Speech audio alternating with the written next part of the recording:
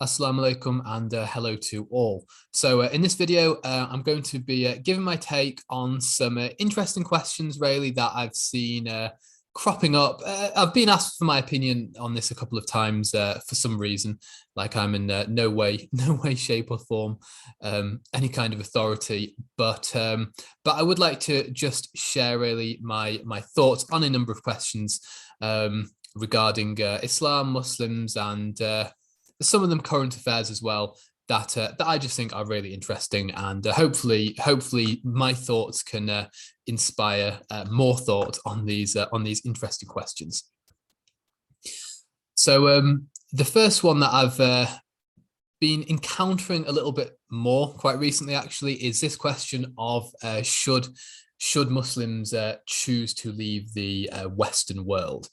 A question asked by Muslims themselves. And it's a good question. And as a new parent as well, because it is asked by parents, I have mentally engaged with it quite a bit actually. And it's a tough question. So the thought behind it is that, there are so many potentially damaging influences, on one's children. Parents think, they don't want their children to go to school and be told that, they can just have any sexuality or any gender they want. It's all the same, really. Or for that matter, that religion is silly and pointless or harmful, which children are de facto taught, by the way, both throughout their school life and in the media and so on. Then, of course, when they get to university, it ramps up even more. I can certainly remember many of my professors being very militant atheists. The kind of restraints that a school teacher might have would no longer be on them. And yeah, I mean, I definitely knew pupils at university who lost their faith at university in light of what they were being taught, and also the various influences around them. So I understand the urge to want to go to a Muslim majority country, but I do think there are some very important things that we do need to consider. Let's think about some of them. So there's language and culture. Will you be able to go to the country and speak the language of the local populace, or will you just go and live in a compound in Saudi Arabia, which is basically the Western world inside a so-called Islamic country? I've known people who did that, and their kids pretty much have no regard for the religion, probably even less so than if they stayed in the UK. Also, chances are you basically suck at learning languages, because most people do. Now, this has nothing to do with age or talent. It's a myth that you need youth and talent on your side to learn a new language, but it is a product of, well, using poor methods and lack of motivation. Check out my other channel where I talk about language learning for this. Also, by the way, no one in the Arabic world actually speaks as a first language what you think is Arabic, so-called proper Arabic, at least not on the street. Officially, it has no native speakers. You would actually, if you went to an Arab country, you would actually need to learn a local dialect as well, if you really wanted to assimilate with the locals, which is a de facto additional language also. Then what job will you do? There are some jobs in the Muslim world, especially the Gulf, for sort of high-paid professionals, which you could also do getting away with just speaking English. That obviously isn't all of us. Then will those negative influences that you fear actually disappear? No, they will still be there. They might be fewer. They might be less overwhelming. So sure, if you go to, say, I don't know, Egypt, yes, it will be generally less acceptable to drink or engage in certain behaviors. But in the age of TV and the internet, your children will never truly be safe, not in your very own home. So, at the very least, don't get complacent. Then also, the Muslim world, which is a diverse place, but the Muslim world contains negative cultures, and also cultures which are just different, not negative, but just different. So the racism, and that's obviously just negative. There is racism in the Muslim world. maybe not maybe not as hateful as we might imagine when we think about racism, but disdainful, certainly towards Black people, for example. That is socially acceptable in many parts of the Muslim world. Also, what about the lack of social boundaries, right? People brought up in Northern Europe and even America, if we're brought up here, we are much more reserved than people, well, throughout most of the rest of the world, including the Muslim world. So, if you move to, let's say, Pakistan, say goodbye to your social boundaries, right? Expect to be asked about how much you earn, expect to be asked about your religiosity, expect for people to turn up late all the time, right? People are much less reserved, which personally I don't mind, actually, but it really can be a culture shock. So yeah, I mean, many Western countries are hyper lonely, but many Muslim majority countries have a culture which people from those Western countries can feel stifling if you don't find the right balance. And what happens when people feel socially and even intellectually stifled by all the people around them and want to break free? It's something to consider. Then, of course, Muslim countries still have non-believers. They still have atheists. And finding them might actually cause you more spiritual hurt than, just the knowledge that one of your co-workers in the UK isn't religious, right? I mean, that's just normal. Also, I'm not saying whether this is a good idea or a bad idea or not. It might sound like I'm saying it's a bad idea. I'm not saying that I may even move to the Muslim world one day. I'm just saying what needs to be considered. But are there alternatives? What about moving somewhere nearer where it may not be a Muslim country, but observance to some religion is generally more of a given? So if you're in the USA, for example, and you're living somewhere very woke, like Los Angeles or somewhere like that, you could move somewhere more conservative. And some people might be surprised that I say that. And certainly a lot of, and it's quite sad, but a lot of the American Muslims that I've known, they are certainly very woke. They were all going crazy about Hillary. They're always voting blue, and they're always, sneering at the so-called rednecks that live in the States that vote for Republican. And okay, there are some intolerant subcultures there. There's no doubt about it, and there might be some ignorance too. But I actually think, in truth, if you talk to these people with decency and sincerity, and it's also clear that you worship the same God, they may not even realize this at this point, and also that you fear many of the things that they do.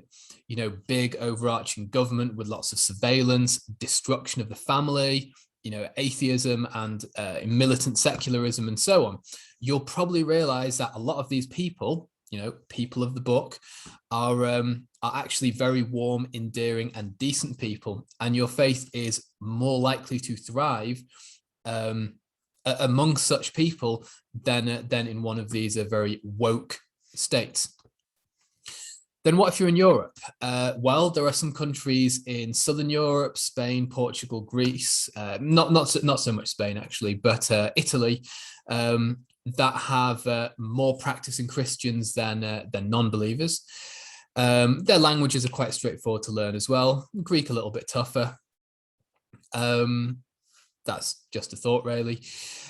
You could obviously stay in your country, but just move somewhere where there are more Muslims, or go on long holidays to parts of the Muslim world that aren't tourist traps, but places where you can go with your kids, so they can, for a long stretch of time, really see how people live who follow a religion other than liberalism. But whatever you do, no matter where you go, we will need to teach our loved ones their faith, and to make it meaningful, right? Something which enriches them and those around them, not just some pointless add-on to an otherwise secular life. Okay, so I've rambled about the other questions are quicker, I promise you. So the next question is which books have you found most spiritually and intellectually helpful, really, regarding Islam? Obviously, this would vary from person to person, but speaking for myself, there is the Quran itself, of course. I've already made a video about the translation that I have found the most enlightening personally, which is the Muhammad Asad translation. I've got a video on that as well.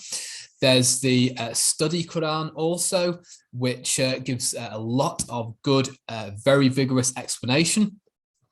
In both of these Qurans, the text and commentary is quite academic. Some of the language is quite archaic. So in the Asad translation, he uses thou as the second person pronoun, which isn't a formal pronoun, by the way. Off topic, but that's just a myth anyway. But yeah, there are some simpler ones like Safi Kaskas's translation, which by his own admission is similar to Asad's, but in more current language. Personally, I prefer to read Qurans where the English is quite removed from common speech, but people might not always feel the same. Then there is a book which pretty much every youth living in the West needs to read, even in the Muslim world as well. Jeffrey Lang's latter-day masterpiece, Losing My Religion.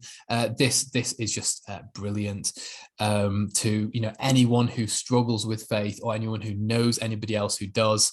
And that encompasses most people, really. His other books are very good as well, but this one is just brilliant. There is Guy Eaton's Islam and the Destiny of Man. Don't have it to hand, lent it to a friend. Again, quite intellectual, quite heavy, but really brilliant. There is also one that might upset some conservatives a little bit. It's called Hanafi Principles of Testing Hadith by Sheikh Atabek Shukurov. And it might upset some conservatives a little bit because he seems to think that quite a lot of hadith that are commonly used and spoken of now should actually be rejected. But it's an interesting read, and especially I think for people who are having some struggles and even doubt based on hadith.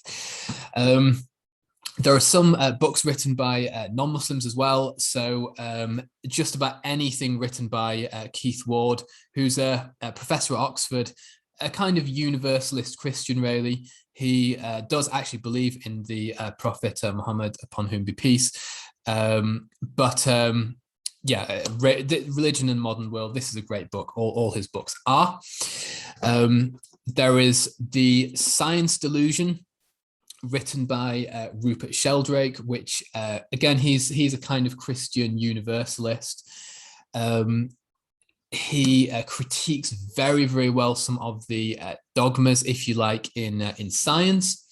And this book I found very useful as well, Islam and the Fate of Others, which addresses certain questions about salvation and what some of the classical some of the classical greats have said.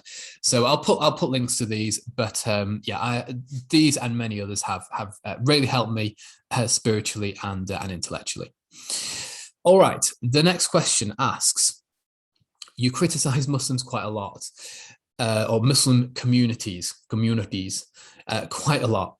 What would an ideal Muslim community actually look like for you? And that's true. I do criticize Muslim communities quite a lot. I criticize the lack of proactive enterprises within many of them, the insularity, many of the awful and un-Islamic marriage conventions, for example. The idea you have to marry someone in your kinship group or your province back in Pakistan, or you can't marry a black guy. It is truly disgusting. I make no apologies for saying that. It is, some of the ideas held within some of our communities are truly sickening. But community remains important, because without it, you are just another helpless member of this very atomized, very lonely, so-called free society, which is the modern world. Free from the shackles of religion, just to be just to be slaves to the corporate oligarchy and consumerism instead. So yeah, what would a good Muslim community look like? Here, of course, I'm talking about a Muslim community in the Western world, where I have grown up and have a decent grasp of the social realities.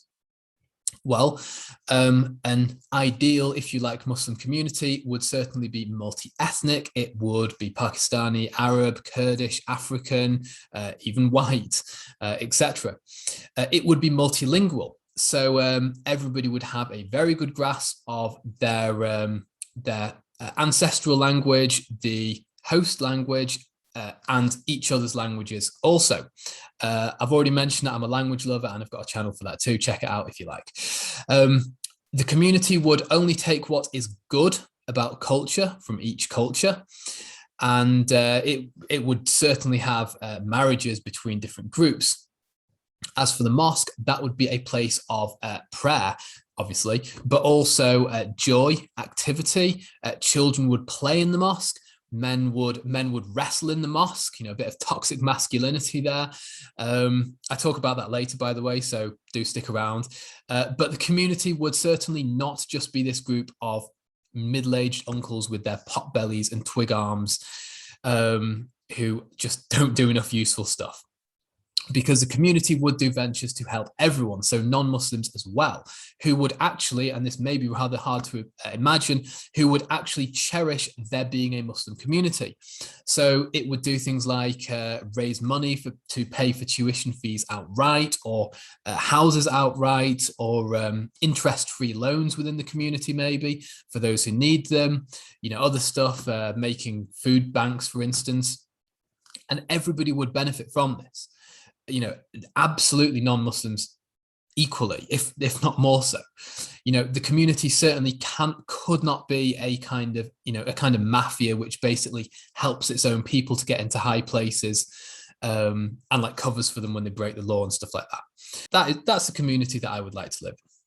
Right, the next question, what is your problem with liberalism? So I think more than having a problem with liberalism, really, I think I just like to explain a couple of very important realities which people don't, just doesn't occur to people. So liberalism is the de facto religion of the Western world because it effectively informs pretty much all aspects of life of the inhabitants of the Western world, and even to some extent the non-Western world. And, okay, there are many different ways of thinking within liberalism, but broadly speaking, it's the idea that individual rights and freedoms are essentially sacrosanct, and that duties towards man, and certainly towards God, are secondary or even undesirable, obstructive, and should be disregarded.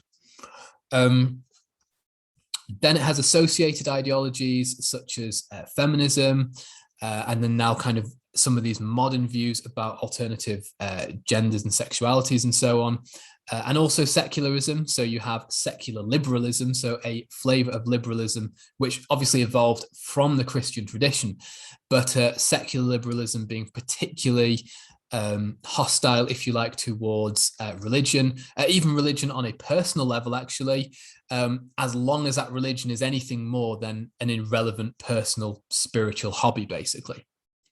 So, like other ideologies like communism, it does dominate all aspects of life, but in a rather less bespoke way. So people often feel that their conclusions about life are the products of kind of rational, independent thinking, and haven't been directly informed by the parameters of liberalism when actually they have been. Here's an example for you, actually. So history, right? I love history.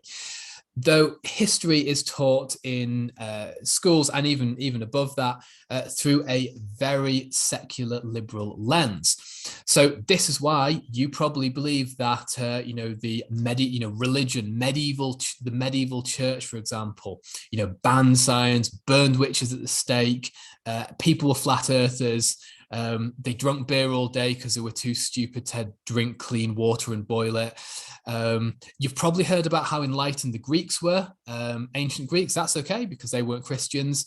And how progress, only reignited itself after the so-called Renaissance, once people started thinking outside the Bible.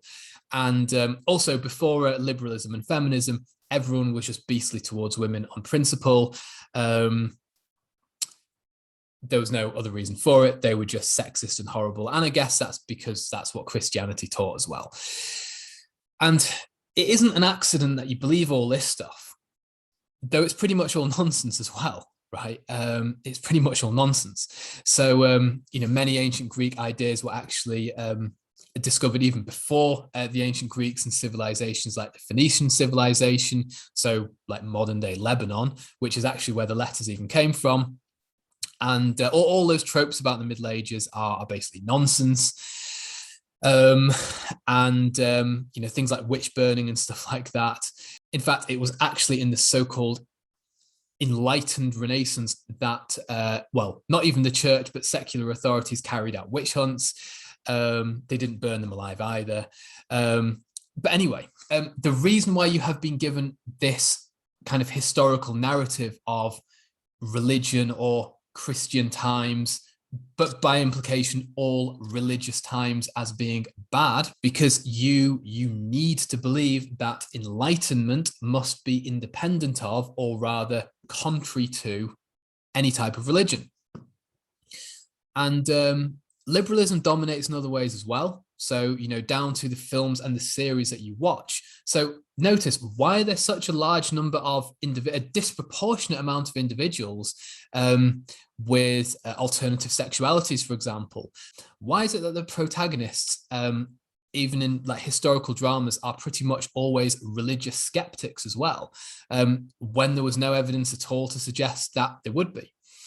So I criticize liberalism, not because it has no redeeming features. Almost all systems of thought do.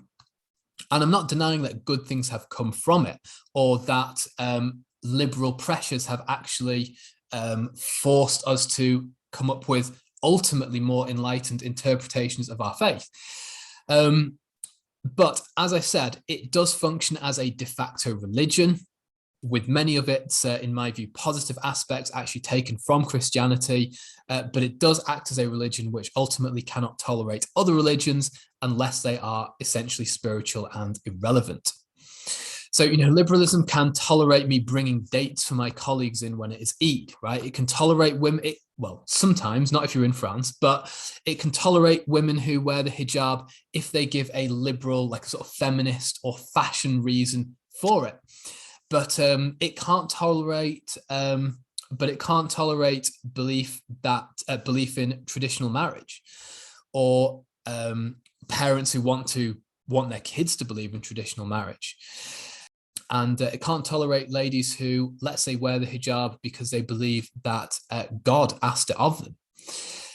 Look at France, right? Well, I guess they've run out of liberal patience. Liberalism, it can be patient, but it has limits. If the non-believers don't submit to it, some force will be needed. And many liberal philosophers have believed the same, by the way, right? Take liberal philosophers like John Rawls. He believed that military force can and should be used on the countries that aren't following the tenets on liberalism. Next question. Why has the Muslim world lagged behind the Western world for so long? Isn't Islam to blame? So it is pretty much a given that technologically, at least, the Muslim world has lagged behind the Western world for at least the last 400 years or so. And that disparity has been particularly steep in the last 200 years or so. This, of course, very much contrasts to the golden age, if you like, in the Islamic world, of science and of human development, which is considered to be around about between the 8th and the 14th centuries. So it's a debated question with a ton of answers and a ton of opinions. But here's something that I'd like you to think about. People who answer questions like this, they like to give answers in terms of their own subject. So somebody who is more into sociology will try to give sociological explanations. Someone theological might try, or philosophical might try to give, some kind of philosophical or theological reason for this. And people have their opinions. Did the Muslim world stop thinking? Did Islam end its own golden age, as some secularists claim? Did Imam al-Ghazali mastermind this decline? Okay, that one's just silly. That one is actually just silly. That one is just a load of rubbish. I know I'm trying to be objective over here, but al-Ghazali certainly did not object to science or even philosophy, which he used quite a lot to argue against other philosophers. But what else? Was it the Mongol invasion? Which was said to make the rivers run red with blood first and black with ink second. They could have played a part, but the reason I think, which is probably the most central, is actually a bit less discussed. But two reasons actually. The first one is America. So from the 16th century onwards, European civilization managed to expand into North and South America. The Muslim world had little chance to do this. So the kingdom of Al-Andalus in southern Spain had been recently lost, and even the powerful Ottoman Empire wouldn't have easily been able to get through the rather hostile Mediterranean and through the Gibraltar Strait to then travel to the New World. But certainly from this point onwards, the Western world would continue to become increasingly powerful, though the main reason, what really made the Western world not only more powerful technologically, but also dominant over the rest of the world was, of course, the Industrial Revolution. So once Britain and the United States and soon other countries in Europe had the means to release large quantities of energy through burning coal, their technological development was rapid and inevitable. So once you're burning stuff to convert heat energy to kinetic energy in order to turn stuff like mills, like steamboats, etc., scientific development had to come pretty much by necessity. So that's when measurements of things like distance and mass became more unified, how units like power, watts for power, joules for energy, and stuff like that came about, how suddenly agriculture and manufacture now needed fewer people because machines were doing the work. So there were more people to innovate and develop scientific enterprises. So learning had to happen about things like more about properties of materials, their melting points, their densities. There was more transport, so people could share ideas and gain the commodities that they needed as well. Military production, that went through the roof. So there was a lot more scope for invention over there. And the West then went on to either dominate almost every other country, which hadn't yet industrialized, or turn it into a puppet state or a buffer state between its rivals, like Thailand was, for example. So having dominated other countries, it could also stop them from industrializing themselves, India being one pertinent example, maybe, or at least not so much now, or at least control their development. So I think that's really the central reason, right?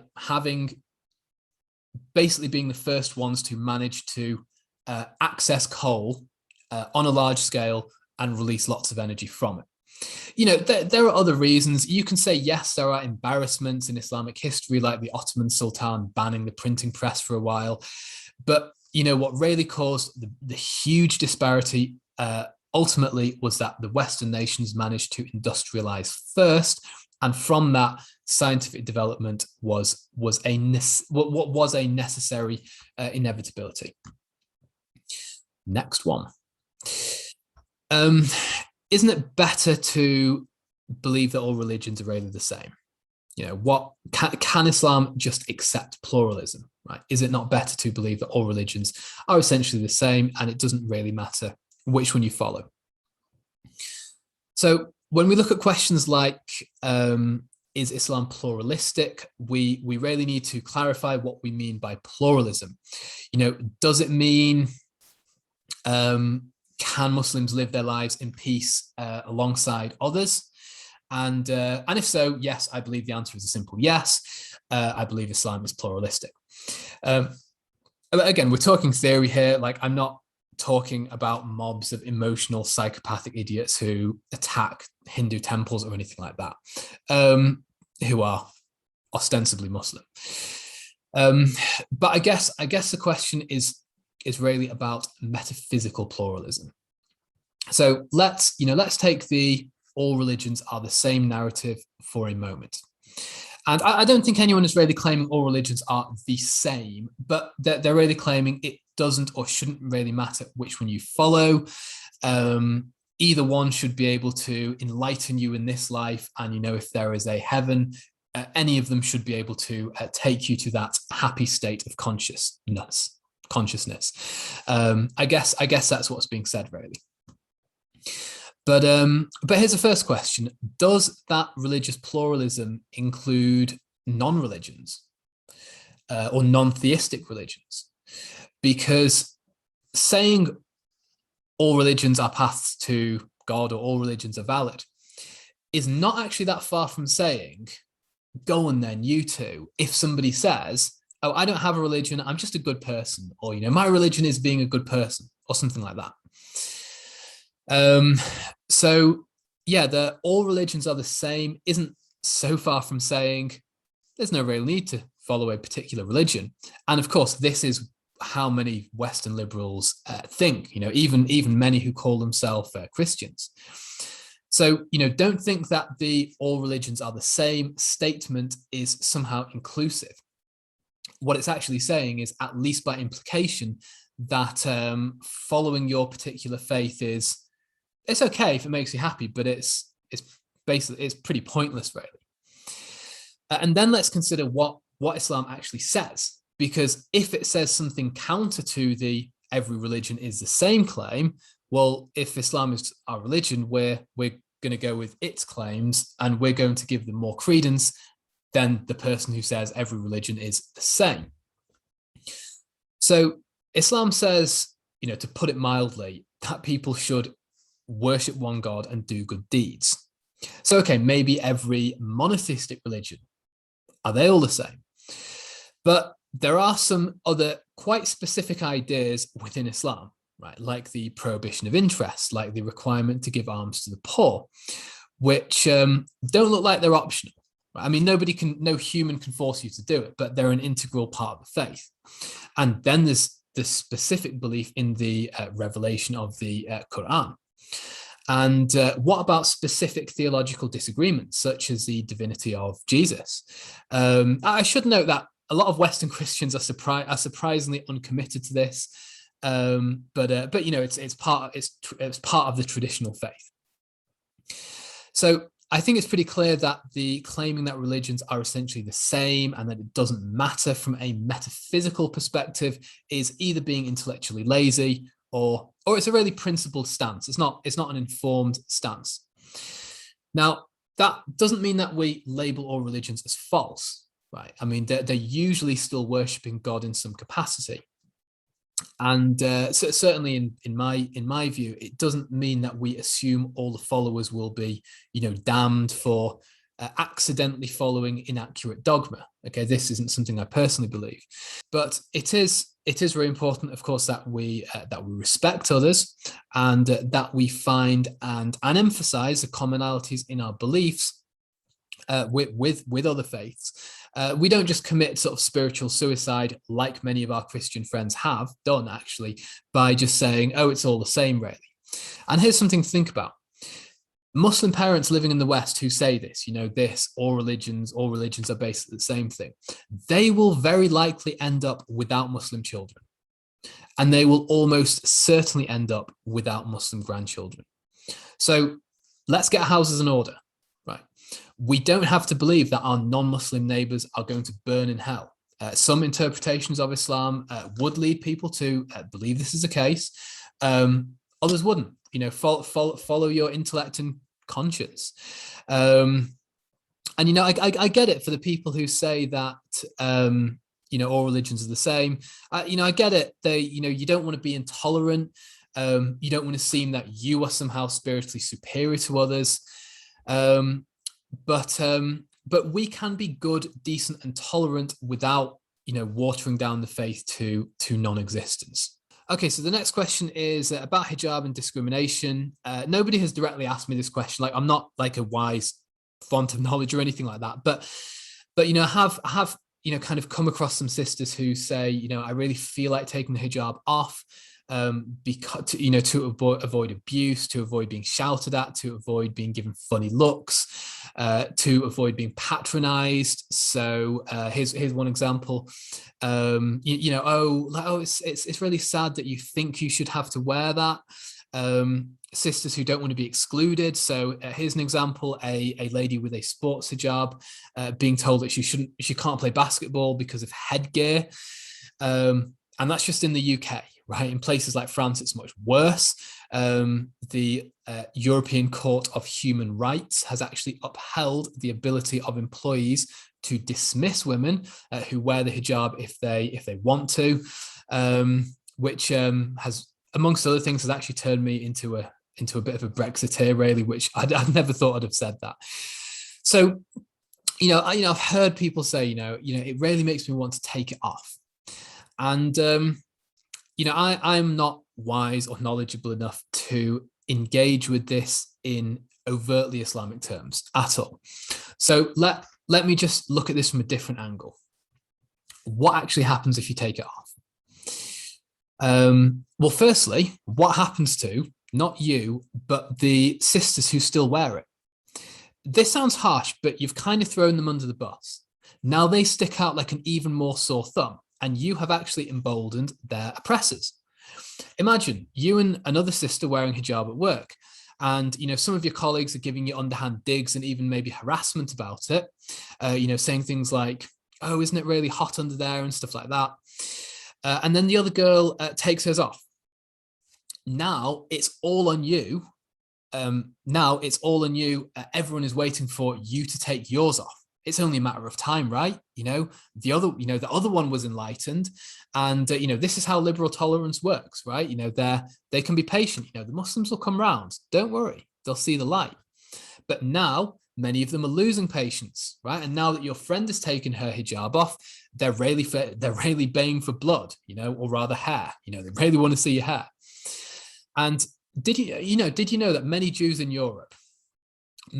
people in Europe actually did try to un-Jewify themselves, I don't know if that's a real word, to seem less conspicuous. But guess what? It just emboldened their oppressors and made their fellow Jews easier targets. And in the end, those who didn't escape, they all suffered the same fate anyway. And here's another social aspect of the hijab that you probably haven't considered. You think that living without the hijab will make your life less awkward? Think again. When you wore the hijab, most people assumed that you were Muslim, right? So they didn't offer you alcohol or ask kind of weird questions about sexual activity or anything like that. It's less likely anyway. And some people did respect you, right? You might not have realized it, but some people absolutely will have respected you. But now you're not ostensibly Muslim. So the assumption will be that you aren't. The assumption may well be that you aren't. So now many situations will arise where you have to specifically act like you are, which might actually make you feel even more awkward. So you'll have to decline bottles of wine given as gifts, or explain that you don't gamble for religious reasons, etc. Either that or accept people's assumptions that you're not Muslim. And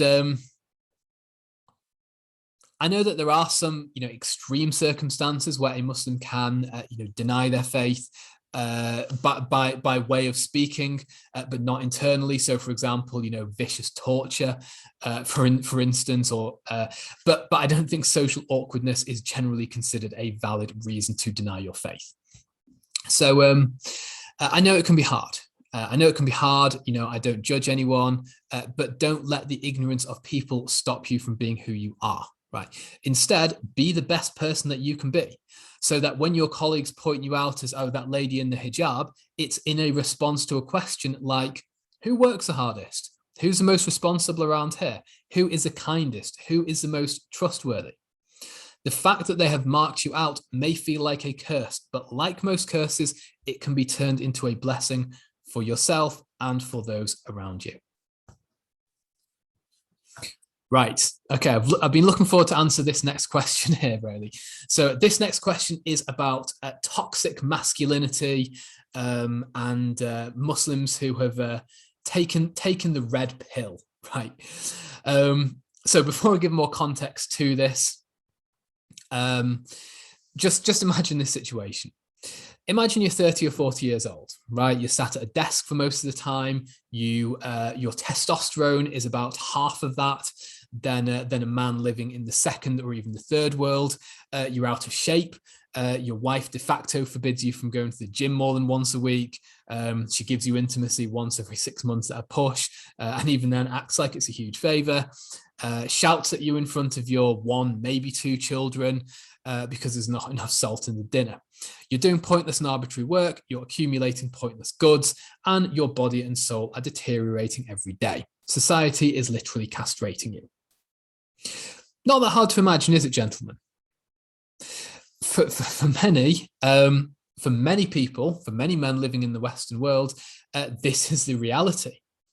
So based on this, I can see why this red pill masculinity is becoming more popular.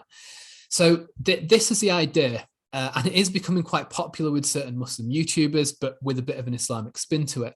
This is essentially a somewhat men's rights orientated narrative of how the world of dating and love is and how men and women should be, and one which runs very, very kind of counter to the feminist narrative, which is basically the mainstream narrative. You can see my views on feminism in a video link below as well. So what do I think about this kind of red pill alpha male masculinity? Well, I think that some of these red pill guys do go a little bit too far. So they don't point out that, let's say, there are good, they don't just point out that let's say there are good reasons for traditional gender roles, which are nothing to do with patriarchy or oppression or anything like that. You know, that in itself is fair enough, and I would agree with that, actually. But some of the stuff that they say comes across a little bit like the following. I'm paraphrasing a bit, but this narrative that women are basically emotional, irrational creatures who are basically happiest when they're obeying men. That's a pretty strong vibe that I get from these guys. Now, again, you can find truths in this narrative. I actually do think that women are more likely to visibly express emotions, and okay, many women don't mind being in relationships where men may be more dominant, whereas relationships where the woman is dominant to the man are pretty much always crushing for the man and usually disastrous. Sorry, but that's just true. But again, the nature and the ideal role of women portrayed by these guys often does come across as somewhat demeaning a lot of the time. And I say that as a critic of feminism myself. So I've got mixed feelings. Especially when I consider the state of what it is like to be a Western man in the 21st century. It often sucks. I can see why some men essentially want to be lone wolves. So focusing on earning money, physical self-improvement, sex, but not long-term relationships. No, I'm not condoning that. Of course, that is forbidden for us. But I do understand. But again, we need a balance. So some of these red pill guys, they do raise some important issues, but again, they're rarely balanced and objective. They'll share all sorts of stories about, this man got abused, this man got beaten by his wife, this man got killed by his wife. Whereas feminists often just do the opposite. But yeah, just I would like to see a bit more objectivity for these guys, and there's a great video about it by my friend Sheikh Google, which I've put below also. But it is certainly an interesting topic, as is the topic of marriage and relationships in general, really. I do think that current Western society stifles men. And I do actually believe that men do need things like regular aggressive exercise, if you like, even combat stress, which is why I love boxing so much, and the need for intimacy with their spouses, things which I think contemporary society often undermines quite a lot as well. But yeah, there you go.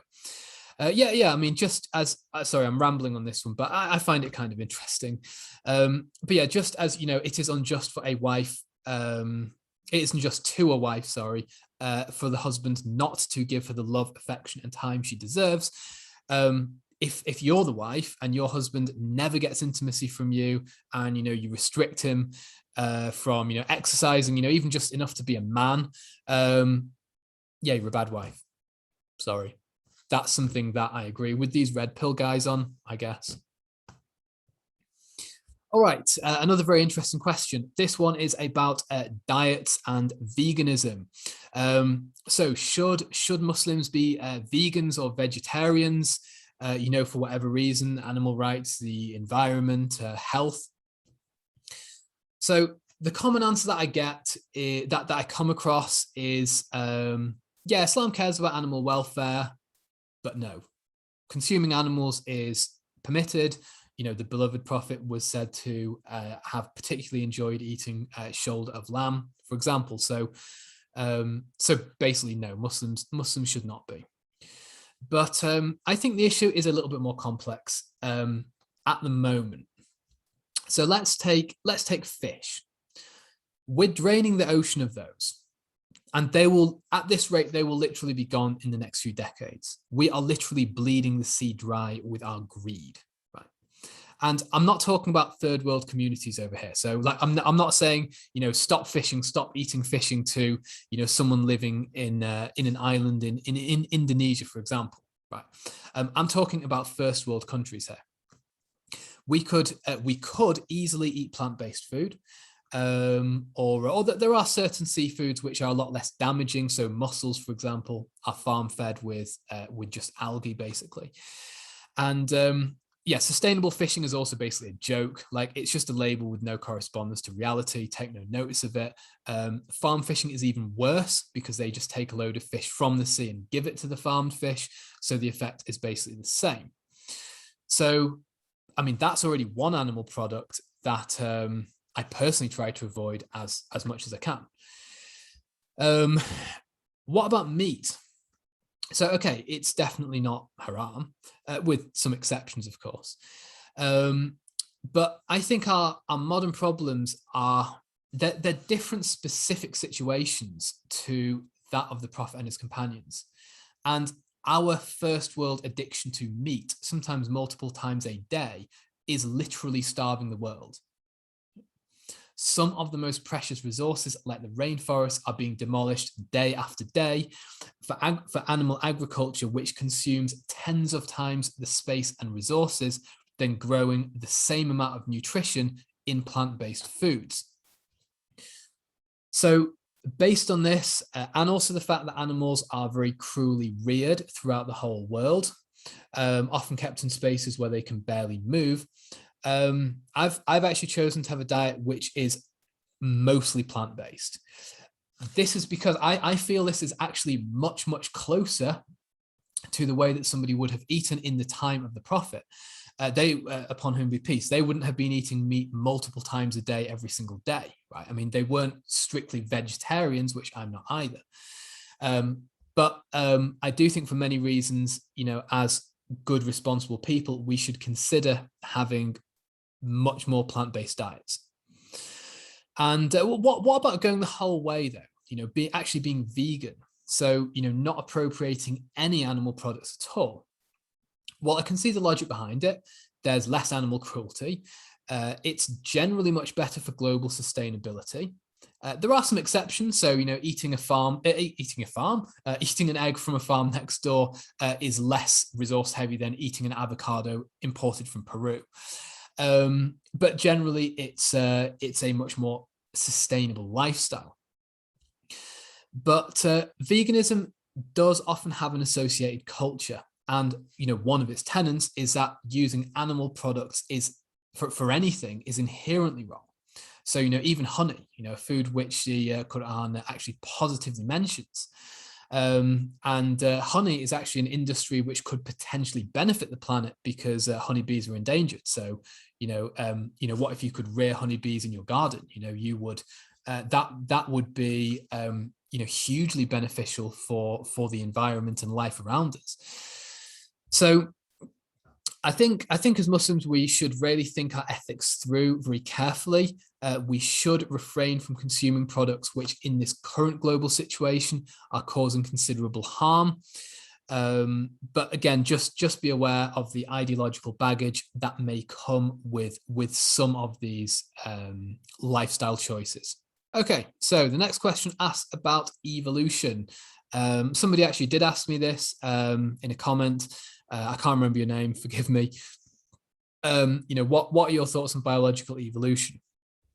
So broadly speaking, my thoughts are give people the mercy to believe what they want, knowing that God can create however he wills.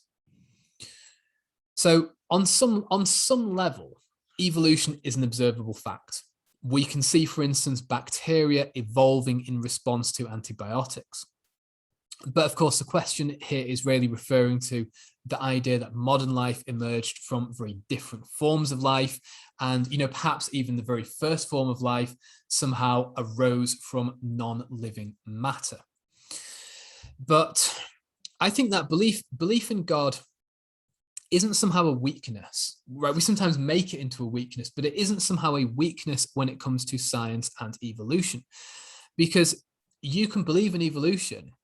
I believe that as a believer, you can, if you want, believe in evolution which appears not to be guided, which is a modern consensus. Okay, you could also believe in evolution that appears to be guided, aka intelligent design, or you can also believe in spontaneous creation, creationism instead. You have all these options as a believer. If you're a non-believer, though, if you are an atheist, you can only really believe the first option, no matter what, but the believer can believe in accordance to the evidence, knowing no matter what the process is, God ultimately is the originator and sustainer of all things. So, God could have brought life into being via an evolutionary process in which we can't see the obvious guidance, or that maybe we could see the guidance. I mean, God creates as he wills, and to be fair, to be fair, if he creates via a process which is very rational and intelligible, I really don't see how that somehow counts against God. Most Muslims have no problem with the Big Bang Theory and cosmology, which shows the universe and planets coming into being through various stages. So, it's just my opinion. But if you want to or feel that you must accept Darwinian evolution as the mechanism for how modern life is, then don't think it needs to come at the expense of your faith. And if you're a Muslim and you outright don't believe in any kind of evolution at all, that's fine. But if certain other people do, just give them the mercy to do that. Don't undermine their faith. If you think that God is just something which fills in the gaps of our understanding, that sort of lives in the gaps, which of course many atheists claim, God of the gaps, then there's a good chance that you'll lose your faith. But this kind of God of the gaps idea, that's not the Islamic conception of God, because God is, of course, the reality of the stuff that we don't understand, or the reality behind the stuff that we don't understand, and the reality behind the stuff that we do understand perfectly well also. Right, the final question for this video is, is Islam right-wing or left-wing? I think that's a really interesting question. Is Islam right-wing or left-wing? So here's the thing. Most people don't even understand what these terms mean, right? And they are hard to pin down. So left-wing, when it comes to politics, is often associated with things like personal freedom, progress, equality, internationalism, social justice, environmental protection.